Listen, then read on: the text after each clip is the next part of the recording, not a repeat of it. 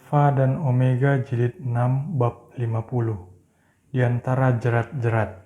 Selama Yesus di Yerusalem, sepanjang hari raya itu ia dibayangi oleh mata-mata.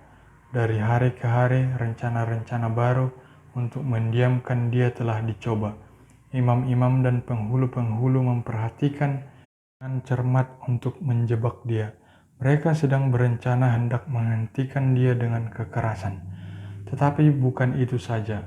Mereka mau merendahkan Rabi Galilea di hadapan orang banyak. Pada hari pertama kehadirannya pada hari raya itu, penghulu-penghulu telah datang kepadanya sambil menuntut dengan kuasa apa ia mengajar. Mereka ingin mengalihkan perhatian dari dia kepada pertanyaan mengenai haknya untuk mengajar. Dan dengan demikian kepada pentingnya mereka dan kekuasaan mereka sendiri. Ajaranku tidak berasal dari diriku sendiri, kata Yesus, tetapi dari Dia yang telah mengutus aku. Barang siapa mau melakukan kehendaknya, ia akan tahu entah ajaranku ini berasal dari Allah, entah aku berkata-kata dari diriku sendiri. Yohanes 7 ayat 16. Pertanyaan para pengkritik ini dihadapi oleh Yesus, bukannya oleh menjawab kritik itu, melainkan oleh memaparkan kebenaran yang penting sekali demi keselamatan jiwa. Ia mengatakan bahwa pengertian dan penghargaan akan kebenaran bergantung pada hati lebih daripada pikiran. Kebenaran harus diterima ke dalam jiwa dan dituntutnya pernyataan bakti dari kemauan. Jika kebenaran dapat diserahkan kepada pertimbangan itu saja, maka kesombongan tidak akan merupakan penghalang untuk menerimanya. Tetapi kebenaran itu harus diterima dengan perantaraan pekerjaan anugerah dalam hati, dan penerimaannya bergantung pada pembuangan setiap dosa yang dinyatakan oleh Roh Allah. Kesempatan manusia untuk mendapat pengetahuan akan kebenaran, betapa besarnya sekalipun, akan terbukti tidak bermanfaat baginya kecuali hati terbuka untuk menerima kebenaran, dan dengan sungguh-sungguh ada penyerahan setiap kebiasaan yang bertentangan dengan prinsip-prinsipnya. Bagi mereka yang menyerahkan diri dengan cara demikian kepada Allah, dengan kerinduan yang jujur untuk mengetahui dan melakukan kehendak-Nya, kebenaran itu dinyatakan sebagai kuasa Allah untuk keselamatan mereka. Orang-orang ini akan sanggup membedakan antara Dia yang berbicara bagi Allah dan Dia yang berbicara hanya dari dirinya sendiri. Orang Farisi tidak menaruh kemauan mereka di pihak kemauan Allah. Mereka tidak berkuasa mengetahui kebenaran, melainkan mencari alasan untuk menghindarinya.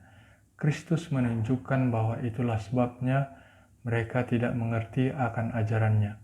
Sekarang ia memberikan suatu ujian yang dengan itu guru sejati dapat dibedakan dari si penipu. Barang siapa berkata-kata dari dirinya sendiri, ia mencari hormat bagi dirinya sendiri. Tetapi barang siapa mencari hormat bagi Dia yang mengutusnya, ia benar dan tidak ada ketidakbenaran padanya. Yohanes 7 ayat 18. Ia yang mencari kemuliaannya sendiri berbicara hanya dari dirinya sendiri. Roh itu menunjukkan bahwa hal itu sangat memanjakan dirinya. Tetapi Kristus mencari kemuliaan Allah. Ia mengucapkan sabda Allah. Inilah bukti kekuasaannya sebagai seorang guru kebenaran. Yesus memberikan kepada para rabi suatu bukti keilahiannya dengan menunjukkan bahwa ia membaca hati mereka. Sejak penyembuhan di Bethesda, mereka telah bersekongkol hendak membunuh Dia. Dengan demikian mereka sendiri melanggar hukum yang sedang mereka pura-pura pertahankan.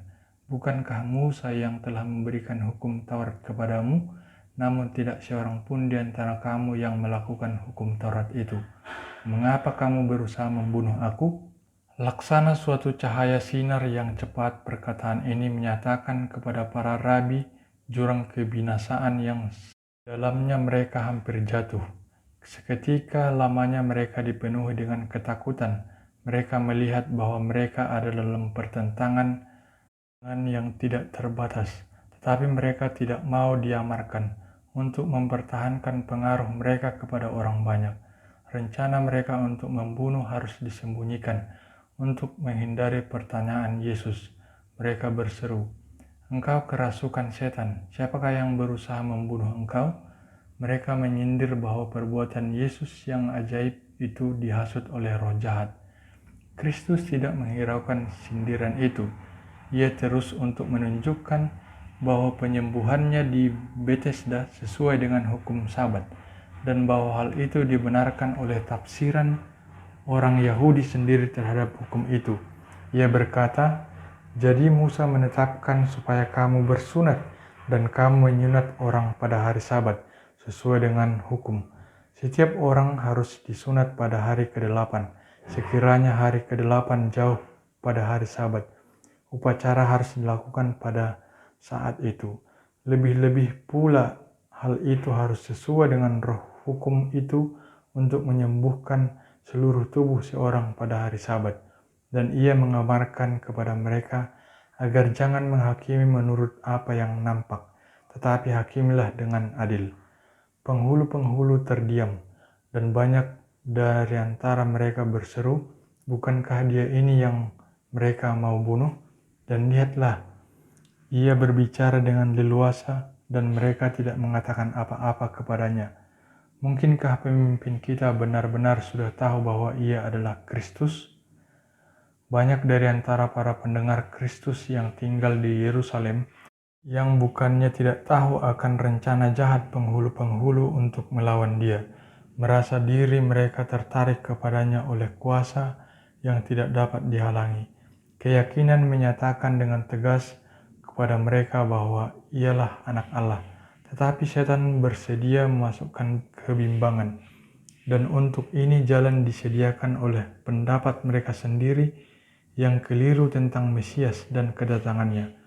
Umumnya orang percaya bahwa Kristus akan dilahirkan di Betlehem, tetapi bahwa mereka waktu lamanya ia akan menghilang, dan pada waktu ia muncul kedua kalinya, tidak seorang pun mengetahui dari mana ia datang. Bukan sedikit orang yang percaya bahwa Mesias tidak akan mempunyai hubungan alamiah dengan manusia. Karena pendapat halayak ramai tentang kemuliaan Mesias tidak dipenuhi oleh Yesus orang Nazaret, maka banyak orang memperhatikan perasaan itu. Tetapi tentang orang ini kita tahu dari mana asalnya, tetapi bila mana Kristus datang, tidak ada seorang pun yang tahu dari mana asalnya. Sementara mereka ragu antara kebimbangan dan iman, Yesus membaca pikiran mereka dan menjawab mereka, "Memang aku kamu kenal dan kamu tahu dari mana asalku. Namun aku datang bukan atas kehendakku sendiri, tetapi aku diutus oleh Dia yang benar yang tidak kamu kenal." Mereka menuntut suatu pengetahuan tentang apa sebenarnya asal mula Kristus. Tetapi mereka sangat tidak mengetahuinya. Sekiranya mereka telah hidup sesuai dengan kehendak Allah, maka mereka akan mengenal anaknya ketika ia dinyatakan kepada mereka. Setidak-tidaknya para pendengar mengerti akan perkataan Kristus. Jelaslah bahwa perkataan ini merupakan ulangan tuntutan yang telah diadakannya di hadapan Sanhedrin berbulan-bulan sebelumnya, ketika ia menyatakan dirinya sebagai anak Allah. Sebagaimana pada saat itu penghulu-penghulu berusaha merencanakan kematiannya, demikian juga sekarang mereka berusaha menangkap dia. Tetapi mereka dihalangi oleh kuasa yang tidak kelihatan, yang membatasi amarah mereka, yang mengatakan kepada mereka, "Sekian jauhnya kamu boleh pergi, dan jangan lebih jauh." Di antara halayak ramai banyak yang percaya kepadanya dan berkata, "Apabila Kristus datang, mungkinkah Dia mengadakan lebih banyak mukjizat daripada yang diadakan oleh orang ini?" Para pemimpin orang Farisi yang memperhatikan dengan cemas jalannya peristiwa, melihat adanya pernyataan simpati di antara orang banyak itu. Setelah segera mendapatkan imam-imam besar, mereka mengadakan rencana untuk menangkap dia. Tetapi mereka mengatur hendak menangkap dia ketika ia sendirian, karena mereka tidak berani menangkap dia di hadapan orang banyak. Sekali lagi Yesus menunjukkan dengan jelas bahwa ia membaca niat mereka. "Tinggal sedikit waktu saja aku ada bersama kamu, dan sesudah itu aku akan pergi kepada Dia yang telah mengutus aku. Kamu akan mencari aku, tetapi tidak akan bertemu dengan aku, sebab kamu tidak dapat datang ke tempat di mana aku berada. Tidak lama lagi ia akan mendapat perlindungan yang tidak dapat dicapai oleh celaan dan kebencian mereka. Ia akan naik kepada Bapa, sekali lagi dipuja oleh malaikat-malaikat, dan ke tempat itulah para pembunuhnya sekali-kali tidak. Dengan nada mengejek, para rabi berkata, "Kemanakah ia akan pergi, sehingga kita tidak dapat bertemu dengan dia? Adakah maksudnya untuk pergi kepada mereka yang tinggal di perantauan, di antara orang Yunani untuk mengajar orang Yunani?" Sedikit sekali para pengkritik ini memikirkan bahwa dalam perkataan mereka yang mengejek itu, mereka sedang menggambarkan tugas Kristus. Panjang hari telah mengulurkan tangannya kepada orang banyak yang tidak menurut dan membantah itu. Meskipun demikian, ia akan didapat oleh mereka yang tidak mencari Dia. Di antara orang banyak yang tidak menyebut namanya, ia akan dinyatakan. Roma 10 ayat 20 dan 21. Banyak orang yang diyakinkan bahwa Yesus adalah anak Allah disesatkan oleh pertimbangan yang keliru dari imam-imam dan para rabi. Guru-guru ini telah mengulangi nubuatan-nubuatan tentang Mesias dengan pengaruh yang besar. Hasilnya bahwa ia akan memerintah di Gunung Sion dan di Yerusalem, dan ia akan menunjukkan kemuliaannya di depan tua-tua umatnya. Kiranya ia memerintah dari laut ke laut, dari sungai Efrat sampai ke ujung bumi. Yesaya 24 ayat 23, Mazmur 72 ayat 8. Kemudian mereka mengadakan perbandingan yang memandang rendah antara kemuliaan yang digambarkan di sini dengan rupa Yesus yang hina itu. Justru perkataan nubuatan sangatlah diputarbalikkan agar membenarkan kesalahan. Sekiranya orang banyak dengan ketulusan hati mempelajari sabda itu bagi diri mereka sendiri, maka sudah tentu mereka tidak akan tersesat. Yesaya pasal 61 menyaksikan bahwa Kristus harus melakukan pekerjaan yang dilakukannya itu. Pasal 53 menyatakan perihal ia ditolak serta penderitaannya di dunia. Dan pasal 59 melukiskan tabiat imam-imam dan para rabi. Allah tidak memaksa manusia meninggalkan ketidakpercayaan mereka. Di hadapan mereka adalah terang dan kegelapan, kebenaran dan kesalahan. Merekalah yang harus memutuskan mana yang akan mereka terima. Pikiran manusia dianugerahi kuasa untuk membedakan yang benar dan yang salah. Allah merencanakan agar manusia tidak mengambil keputusan dari dorongan hati, melainkan dari kuatnya bukti. Membandingkan ayat kitab suci dengan ayat kitab suci dengan saksama.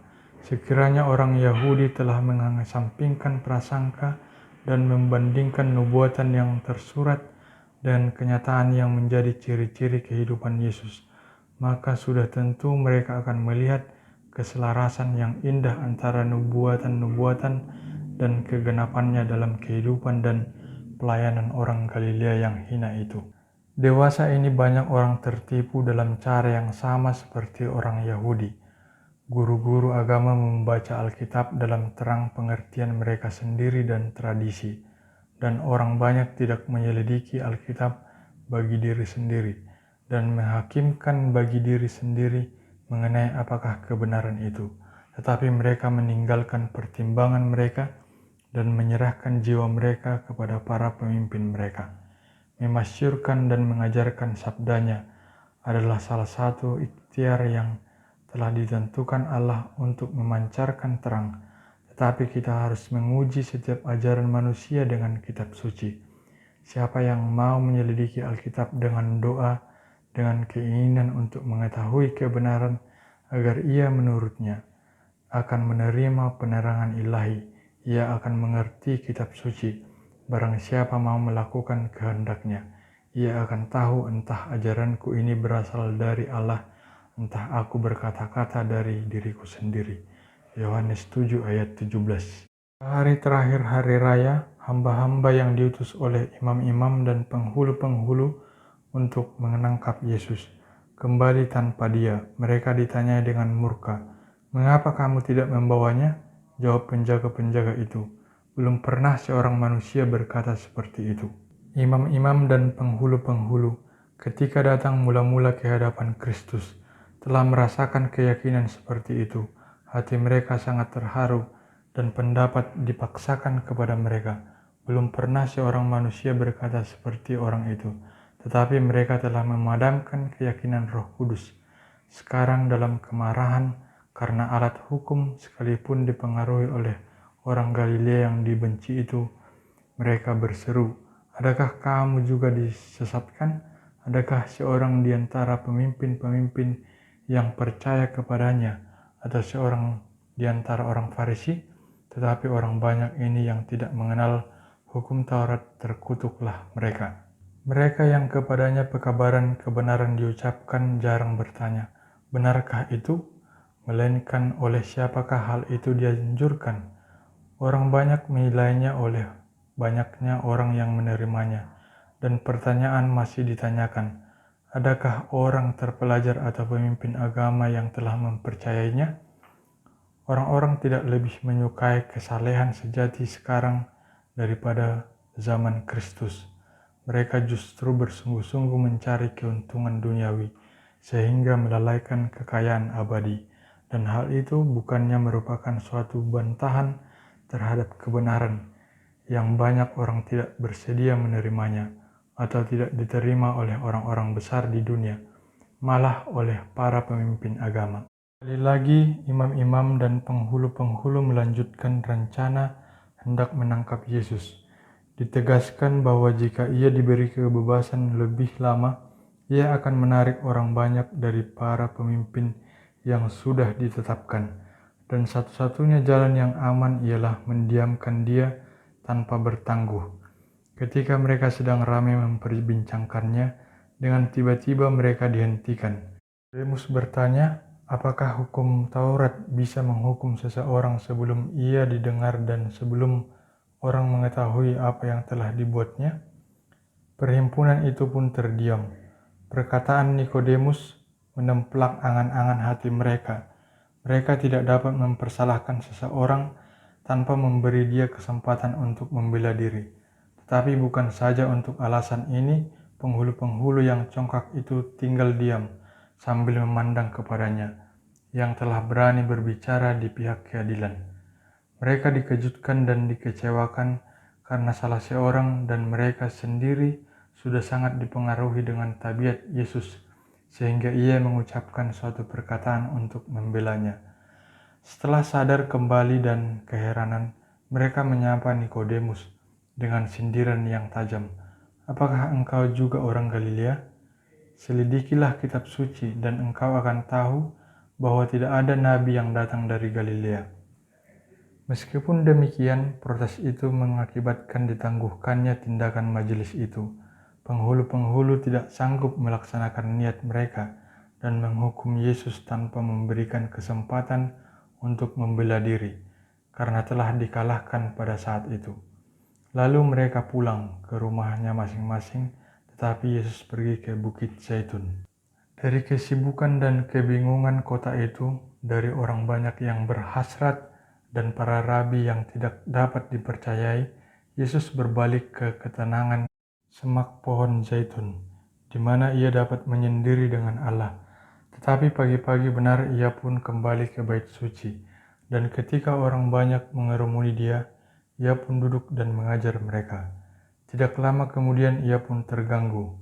Serombongan orang Farisi dan ahli Taurat menghampiri dia dan menyeret seorang wanita yang sangat ketakutan, yang dengan suara yang keras, penuh hasrat mereka tuduh melanggar hukum ketujuh. Setelah mendorong dia ke hadapan Yesus, mereka mengatakan kepadanya dengan pura-pura menunjukkan hormat, "Musa dalam hukum Taurat memerintahkan kita untuk melempari perempuan-perempuan yang demikian. Apakah pendapatmu tentang hal itu?" Rasa penghormatan mereka yang pura-pura menyelubungi rencana jahat yang terpendam dalam hati mereka untuk membinasakan dia. Mereka telah menggunakan kesempatan ini untuk menyalahkan dia dengan berpendapat bahwa keputusan apa saja yang diambilnya, mereka akan mendapat alasan untuk menuduh dia. Seandainya ia membebaskan wanita itu, ia mungkin dituduh menghina hukum Musa. Seandainya ia menyatakan wanita itu patut dibunuh, ia dapat dituduh kepada orang Roma sebagai seorang yang mengambil kekuasaan yang hanya menjadi hak mereka. Yesus memandang seketika lamanya pada peristiwa itu. Bangsa yang gemetar dalam perasaan malu, para pemuka yang berwajah kejam, yang tidak mempunyai peri kemanusiaan sedikit pun. Roh kesuciannya yang tidak bercacat celah itu tidak menyukai pemandangan yang ada di hadapannya. Ia mengetahui benar untuk maksud apa perkara ini telah dibawa kepadanya. Ia membaca hati dan mengetahui tabiat dan sejarah hidup setiap orang di hadapannya. Orang-orang yang seharusnya menjaga keadilan, justru mereka sendirilah yang menuntun bangsa mereka ke dalam dosa, supaya mereka dapat memasang jerat bagi Yesus, tanpa memberikan tanda bahwa ia telah mendengar pertanyaan mereka. Ia pun membungkuk sambil menatap tanah, mulailah ia menulis di tanah. Karena tidak sabar lagi melihat Yesus berlambat-lambat dan tampaknya bersikap acuh tak acuh, para penuduh itu pun mendekatinya sambil mendesakkan persoalan itu agar mendapat perhatiannya. Tetapi ketika mata mereka mengikuti mata Yesus dan tertuju di tempat ia berdiri, berubahlah air muka mereka. Disitulah tertera di hadapan mereka rahasia-rahasia kesalahan dari kehidupan mereka sendiri. Orang banyak yang menonton melihat perubahan air muka yang tiba-tiba dan mendesak maju hendak mengetahui apa yang sedang mereka perhatikan dengan perasaan heran dan malu. Dengan segala pengakuan bahwa mereka menghormati hukum, para rabi ini tidak mengindahkan syarat-syaratnya dalam menuduh wanita itu. Suamilah yang berkewajiban mengambil tindakan terhadap dia, dan pihak-pihak yang bersalah harus sama-sama dihukum. Tindakan para penuduh itu semata-mata tidak dikuasakan kepada mereka. Meskipun demikian, Yesus menemui mereka sebagaimana mereka ada. Hukum memperincikan bahwa dalam menghukum dengan melempari batu, saksi-saksi dalam perkara itu harus mula-mula melontarkan sebuah batu. Sekarang sambil berdiri dan menatap tua-tua yang berencana jahat ini, Yesus berkata, "Barang siapa di antara kamu tidak berdosa, hendaklah ia yang pertama melemparkan kepada perempuan itu." Dan sambil membungkuk, ia meneruskan menulis di tanah. Ia tidak mengesampingkan hukum yang diberikan dengan perantaraan Musa, ataupun melanggar kekuasaan Roma. Para penuduh sudah dikalahkan sekarang, karena jubah kesucian sekedar rupa itu sudah dicari dari mereka. Berdirilah mereka dalam keadaan bersalah dan dihukum di hadapan kesucian yang tidak terbatas. Mereka gemetar agar jangan kesalahan dalam kehidupan mereka yang tersembunyi itu dipaparkan kepada orang banyak, dan seorang demi seorang. Dengan menundukkan kepala dan mata yang memandang ke bawah, mereka pun pergi dengan diam-diam, seraya meninggalkan mangsa mereka dengan juru selamat yang penuh belas kasihan. Yesus berdiri dan sambil memandang pada perempuan itu, berkata, "Hai perempuan, di manakah mereka itu? Tidak adakah seorang yang menghukum engkau?" Jawabnya, "Tidak ada, Tuhan." Lalu kata Yesus, "Aku pun tidak menghukum engkau. Pergilah dan jangan berbuat dosa lagi mulai dari sekarang." Wanita telah berdiri di hadapan Yesus sambil membungkuk karena ketakutan. Perkataannya, "Barang siapa di antara kamu tidak berdosa, hendaklah ia yang pertama melemparkan batu kepada perempuan itu." Tetapi sampai kepadanya sebagai suatu hukuman mati yang dijatuhkan kepadanya. Ia tidak berani memandang kepada wajah juru selamat, melainkan menunggu nasibnya dengan tenang. Dengan keheranan ia melihat para penuduhnya meninggalkan tempat itu dalam keadaan bungkam dan bingung. Kemudian perkataan harapan itu sampai ke telinganya, "Aku pun tidak menghukum engkau. Pergilah dan jangan berbuat dosa lagi mulai dari sekarang." Hatinya hancur dan tersungkur di kaki Yesus. Sambil terseduh-seduh karena kasihnya yang penuh rasa terima kasih, dan dengan air mata sedih mengakui dosa-dosanya. Inilah permulaan hidup baru baginya, suatu hidup kesucian dan damai, diabdikan pada pekerjaan Allah. Dalam mengangkat jiwa yang jatuh ini, Yesus mengadakan suatu mukjizat yang lebih besar daripada dalam menyembuhkan penyakit jasmani yang paling menyedihkan. Ia menyembuhkan penyakit rohani yang membawa kepada kematian kekal. Wanita yang bertobat ini menjadi salah seorang pengikutnya yang paling tekun dengan kasih dan ketekunan yang mengorbankan diri. Ia membalas kemurahannya yang mengampuni itu. Dalam tindakannya memaafkan wanita ini, serta memberanikan dia untuk hidup lebih baik, tabiat Yesus bersinar dalam keindahan kebenaran yang sempurna.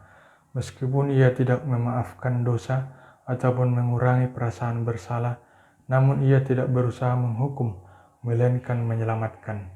Dunia memberikan hanya penghinaan dan ejekan kepada wanita yang bersalah ini. Tetapi Yesus mengucapkan perkataan penghiburan dan harapan. Ia yang tidak berdosa menaruh belas kasihan terhadap kelemahan orang berdosa dan mengulurkan tangan untuk menolong dia. Meskipun orang Farisi yang pura-pura itu menuduh, namun Yesus menyuruh dia, "Pergilah engkau dan jangan berbuat dosa lagi." Orang yang mengalihkan pandangan dan berbalik dari orang yang bersalah, meninggalkan mereka dengan leluasa untuk mengikuti jalan mereka kepada kebinasaan. Bukanlah pengikut Kristus, mereka yang cepat menuduh orang-orang lain dan rajin membawa orang-orang itu untuk diadili. Sering dalam kehidupan mereka sendiri lebih bersalah dari orang-orang yang mereka tuduh itu. Manusia membenci orang berdosa, sedangkan mereka mengasihi dosa. Kristus membenci dosa, tetapi mengasihi orang berdosa. Inilah yang akan menjadi roh semua orang yang mengikut Dia. Kasih orang Kristen lambat mengkritik, cepat melihat penyesalan, bersedia mengampuni, memberanikan menuntun orang yang tersesat pada jalan kesucian dan menetapkan kakinya di jalan itu.